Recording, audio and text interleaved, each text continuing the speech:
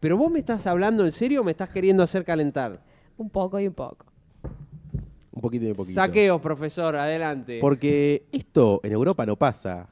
Sí, Esta pasa. columna se llama Esto en Europa no pasa. Me Muy encanta. bien. Motines, saqueos y la multitud en la historia. Porque en realidad yo venía pensando un poco en torno a problemáticas que uno pueda pensar a partir de lo local, pero que tuvieran un diálogo con lo internacional y con periodos Ujú. anteriores, ¿no? Entonces, leyendo un poco estos días, uno llega a la conclusión de que en la historia existen fenómenos sociales que aparecen como objetos opacos, que no se entienden, que no se analizan, que parecen que no tienen explicación. Existen toneladas de bibliografía que hablan sobre el conflicto social, sobre las protestas, sobre las huelgas, las manifestaciones, ¿sí? Sin embargo, los saqueos aparecen como algo opaco. Algo que el saqueo aparece como una forma de violencia que es irracional, que no tiene ningún tipo de sentido, ¿sí? Pero no se analiza la politicidad del saqueo. En un país donde los saqueos son un recuerdo fresco, ¿sí? Sí, claro. Uno podría decirlos de diciembre del 2001, pero siempre a fin de año, ¿qué es lo que se discute? Bueno, la cercanía o no de la posibilidad de un saqueo. Hay una canción que lo plantea, que la ha utilizado el señor presidente hace poco, que se viene el estallido, esta Sí. idea de bueno. Pero un lugar común es pensar que es propiedad de la Argentina el saqueo, ¿no? Que este país saquea porque somos todos unos negros ignorantes, porque la gente de este país no es lo suficientemente civilizada como para protestar por lo que le pertenece, ¿no? Por los derechos que tiene. Y se los piensa como hechos aislados de otros problemas, de otras situaciones, a los saqueos, ¿no? Como históricos, no tienen un basamento histórico. Es hasta un fracaso, se muestra como un fracaso este país. Hay saqueos porque hay un fracaso del país, ¿sí? Y se sintetiza en la frase, esto en Europa No pasa. no pasa. En Europa las cosas se solucionan de otra manera, ¿sí? Y claro, que los saqueos son una constante en la historia argentina. Uno se puede ir, si se quiere, hasta la Revolución de Mayo, si uno hiciera un recorte caprichoso. Hubo saqueos en la Revolución de Mayo. Hubo saqueos cuando derrocaron a Irigoyen. Hubo saqueos cuando derrocaron a Perón. Hubo saqueos en el alfonsinismo. Hubo saqueos en el 2001. Hubo amenazas de saqueos, me acuerdo, hace un par de años, Sí. hace no mucho. Porque los saqueos son una constante en la historia. ¿Sí? La práctica del saqueo del motín es una constante en la historia que no acaba ni termina en la Argentina, sino que se ha dado en distintos momentos, en guerras, en revoluciones, ¿sí? En situaciones de catástrofes naturales, en momentos en los cuales las reglas, las normas sociales parecen suspenderse. Y ahí está la trampa. Podríamos decir, profe, que no es una cuestión que tenga que ver con el lugar de la latitud donde esté ocurriendo, No. sino con el contexto. Cuando la gente ve que todo se está yendo a la mierda, dice, bueno, Bien, y ahí está lo que es interesante pensar. ¿Por qué no es una situación caótica, aunque lo parece? Hay que pensar la forma en la cual el saqueo sucede. ¿Por qué sucede un saqueo? ¿Sí? Entonces tenemos, cuando hay una derrota en una guerra, el ejército vencedor saquea la ciudad. Uno piensa en el saqueo del supermercado, digo, pero Sí, hay que sí, pensar en un claro. motín, digo. Cuando se sucede una catástrofe natural, como ha sucedido en Estados Unidos, por ejemplo, en la década del 70, una catástrofe natural, por ejemplo, un corte de luz muy importante en Nueva York, en el 77 se produjeron saqueos en toda la ciudad. sí, claro. Más que nada en Harlem. En Sí, el Harlem, bien. Claro, de ahí empieza a salir la música del Rap, hip hop. Claro, porque se afanan todas las bandejas que hay en las casas de las disquerías. Bueno, esa no la tengo, esa data no la Sí, tengo. claro, además está en la serie. Bien. En la transición a la economía capitalista en la Europa industrial, los saqueos del hambre, los motines del hambre, que es lo que vamos a hablar un poquitito. En el siglo XVII los artesanos ingleses decían, la necesidad disuelve todas las leyes, el hambre rompe todas las paredes. Esto lo cantaban antes de ir a los molinos a sacar el grano y repartirlo a un precio justo. ¿Sí? Hay una serie de historiadores que han pensado la dinámica de los saqueos. George Rudé, Edward Thompson, Eric Hobsbawm, afirman que a lo largo de la historia, atrás del saqueo, del motín, hay una noción de lo moral, de lo que es justo y lo que es injusto en torno al saqueo. ¿Sí? Carlo Ginzburg, que es otro historiador, un historiador italiano, dice que en el saqueo afloran valores y tensiones que están latentes en los tiempos de la normalidad. ¿sí? Lo que caracteriza al saqueo es un momento episódico. Parece un rayo que cae y después vuelve toda la normalidad. Sí, que de hecho para lo que es Argentina sabemos que ocurre así. Bueno, bien, ahora, no se pueden pensar por fuera de determinados contextos, ¿sí? No es una cuestión que surge de la nada, por más que se piense que el saqueo... A ver, hay una idea que es que el saqueo o el motín se puede pensar como una respuesta al hambre, por ejemplo. Ujú. Hay hambre, hay saqueos. No. O no tan así, por lo menos. Ujú. No es que uno tiene hambre y va a saquear. No, claro. Hay que ver por qué sucede eso. Por eso hay que pensar que los saqueos no se pueden pensar como modelos a lo largo de la historia, sino que hay que pensarlos en su contexto particular para poder explicarlos. O por qué hay un saqueo en un momento en el cual no hay hambre. Ujú. Uno piensa en la caída del gobierno peronista, no había hambre en el país y sin embargo ocurre un saqueo. Como una manifestación de un descontento social. Hay algo de eso, hay algo de lo moral, de lo que es injusto, hay algo de lo simbólico. Digo, cuando se producen los saqueos de la casa de Irigoyen en 1930, después del golpe, se destruyen los bustos de Irigoyen. Hay algo medio de regeneración social ahí, ¿no? Y me interesaba pensar, porque la idea es hacer esta Bueno, columna en dos... pasó en el golpe contra el gobierno boliviano cuando entran a la casa de Evo Morales. Bien. No se llevan los electrodomésticos de lujo que había en la vivienda de Bien. Evo Morales, sino que los rompen. Claro. Bien, bueno, ahí está, y uno podría decir, ¿por qué no se los llevan y los venden? No los rompen. Yo traje un ejemplo muy particular porque esto en Europa también pasó y pasa, ¿sí? Y porque por más que se nos venda la historia de Europa como una historia civilizada, de las grandes civilizaciones, de los faros del mundo, bueno, había su tole-tole particular, ¿no? Porque me interesa pensar esta columna en dos partes. Una parte va a arrancar en Europa en el siglo XVIII y en la segunda parte, que será la próxima, vamos a hablar un poquito más cerca. Nos vamos a acercar a Bahía Blanca, al siglo XIX, y nos vamos a acercar a los Malones. ¡Qué rico! Pero primero, la puntita primero, ¡Ay! Dijo Yuyito. va Europa en el siglo XVIII. ¿Sí? Primero es como una muestrita para pensar esto, ¿sí? Usted me está queriendo decir, profesoria, que había malones y había quilombo, catombe en la Europa del siglo XIX. En la Europa del siglo XIX y el siglo XVIII hay un quilombo bárbaro. No, pero ¿cómo puede ser que los purgaron después? ¿Mataron a los negros? ¿Qué hicieron?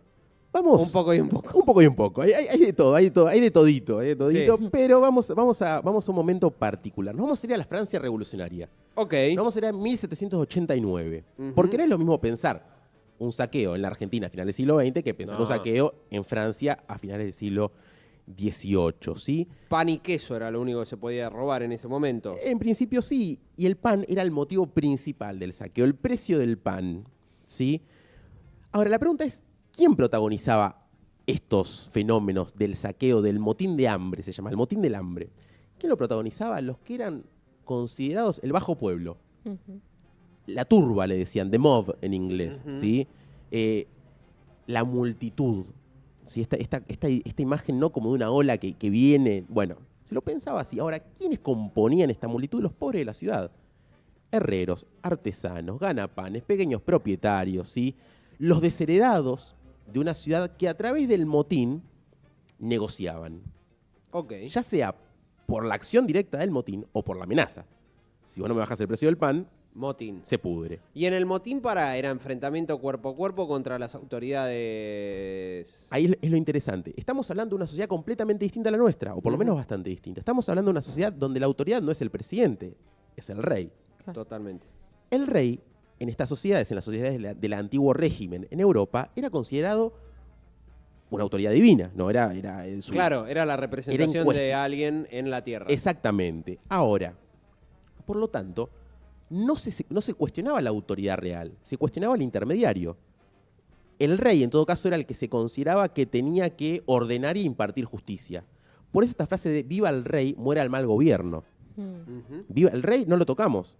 Hay que acabar con los especuladores, con los comerciantes. Por eso era un ataque de los pobres contra los comerciantes, contra los mercaderes, contra los panaderos, contra los molineros, ¿sí?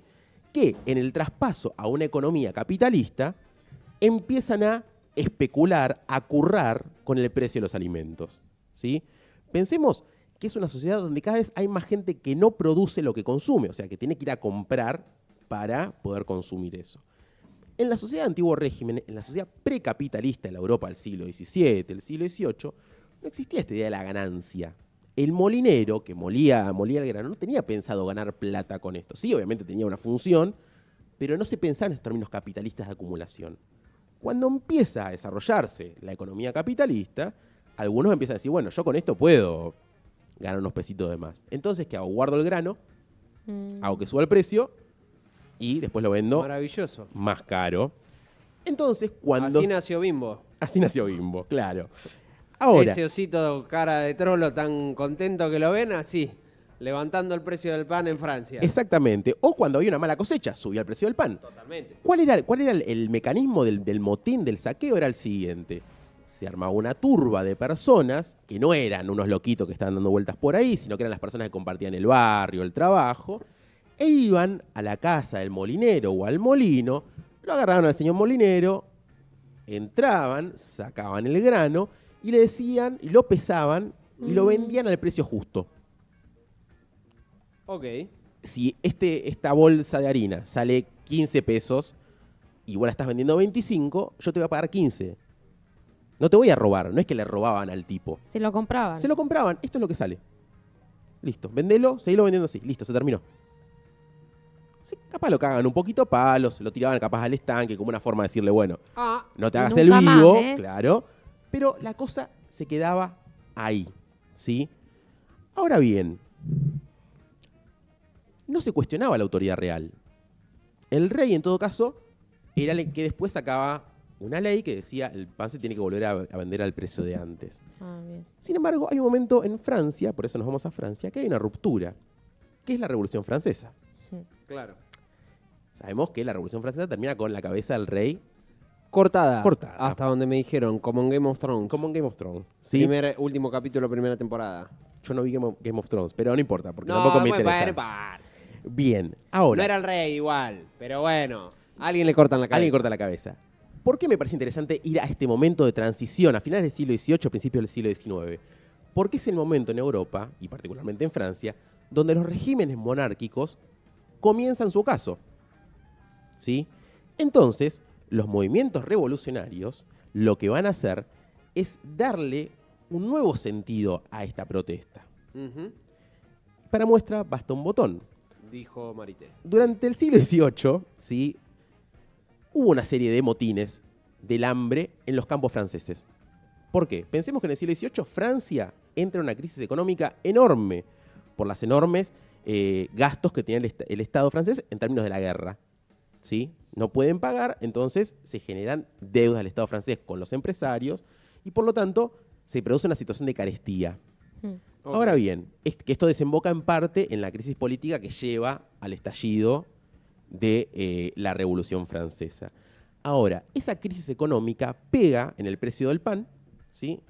Y en distintas ciudades, en París, ¿sí?, en distintas ciudades del interior de Francia y en el campo, se producen saqueos, se producen motines de los campesinos y de los artesanos urbanos, ¿sí?, que protestan por el precio del pan. Ahora, como yo les contaba, en estos casos no van, o sea, ellos piden que baje el precio del pan, baja el precio del pan y se termina la joda.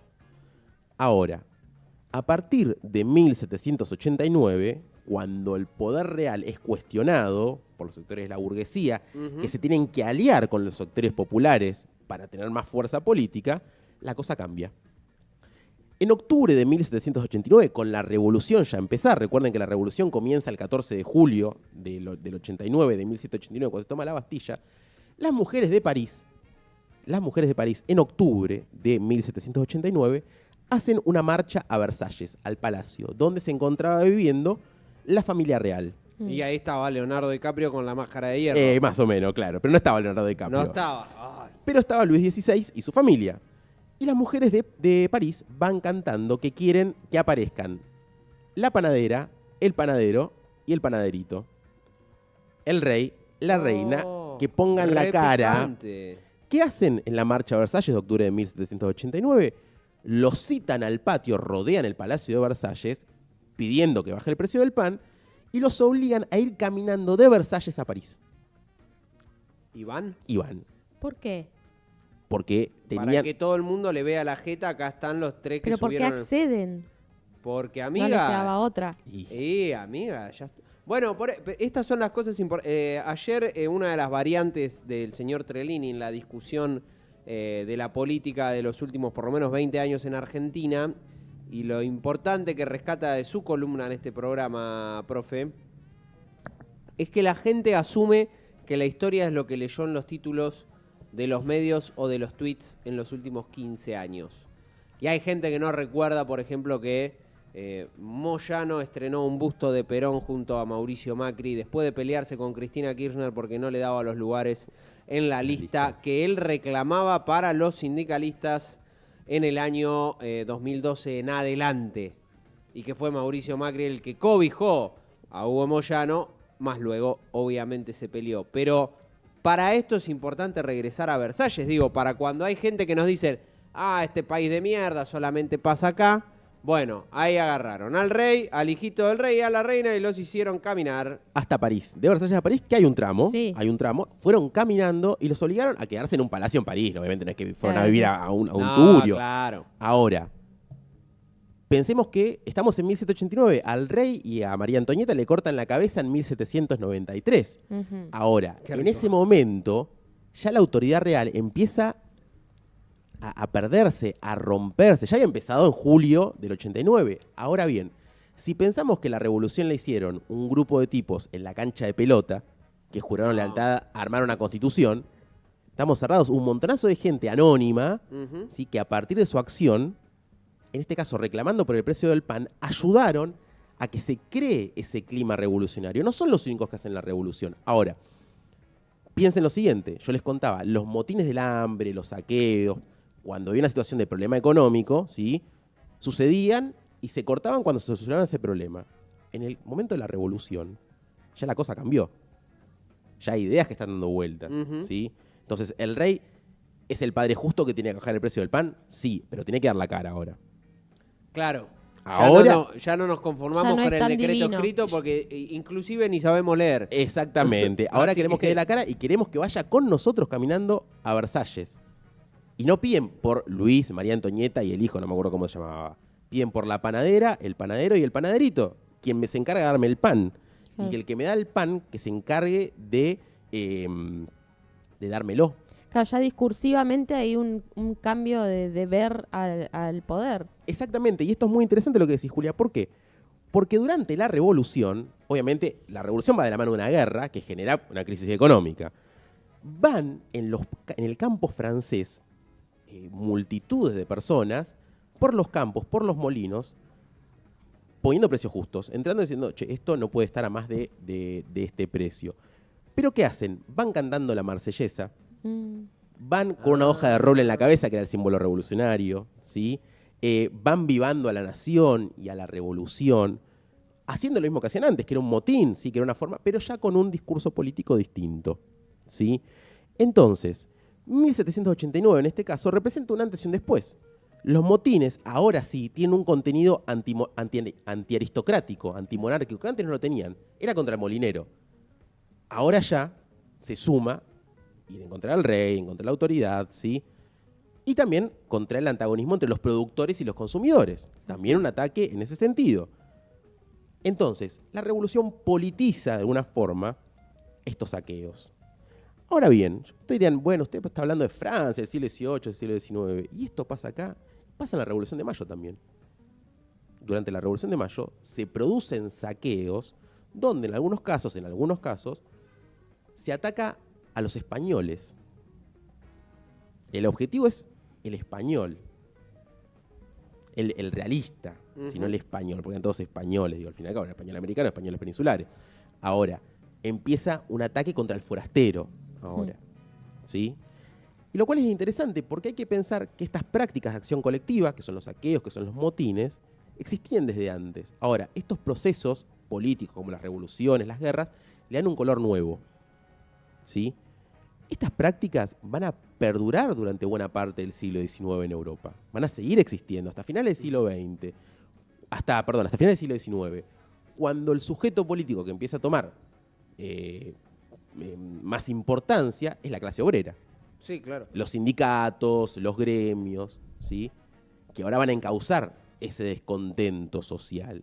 Y digo, es muy descabellado pensar un par de siglos más atrás con todos los aborígenes que sufrieron, a ver, con todos los aborígenes de América Latina que ya tenían sus comunidades, organizaciones civiles y sociales organizadas, y de repente cada tanto limpiaban un par de españoles que los tenían sometidos. Lograban dessometerse, los limpiaban. Digo, ahí estaba la lucha con el forastero también. Bueno, acá hay algo que es interesante, por eso yo quería hablar la próxima de los malones, y en particular el malón del 59 en Bahía Blanca. O sea, esto es una previa. ¿Por qué? Muchas veces se piensa el malón de forma similar al saqueo, como una práctica que no tiene explicación. O es una práctica de robo, o es una práctica de resistencia. Y el malón, lo que los estudios históricos de los historiadores permiten analizar y comprender, era una forma de negociación. Una más. Exacto. A ver, era una forma que tenían las comunidades, los pueblos que vivían, por ejemplo, en la región de acá, de donde estaba la Fortaleza Protectora Argentina, de negociar. El Estado, y esto lo voy a explicar la próxima, por eso voy adelantando. El Estado de Buenos Aires se encargaba de darle raciones, por ejemplo, para mantener la paz en la frontera. Cuando no le bajaban las raciones que tenían que bajarle, bueno, nos acercamos con nuestra tropa cerca de la fortaleza